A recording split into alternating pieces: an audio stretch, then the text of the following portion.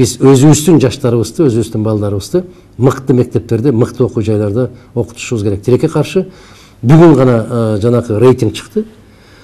100 мыкты окуу жайлар дегендин ичине бир да Кыргызстандын окуу жайы кирген жок. Эң алдыңкы окуу жайы деген 186 ушундай орунда турат да. Бул деген сөз келечеги жок өлкө деген сөз.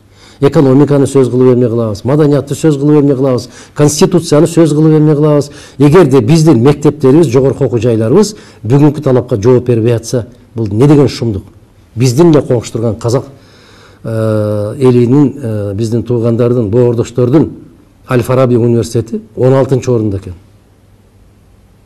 Карап көрүңүз. Ошондуктан экономика башка деп кыйкырардын алдында биз билим жана билим деп айтышыбыз керек.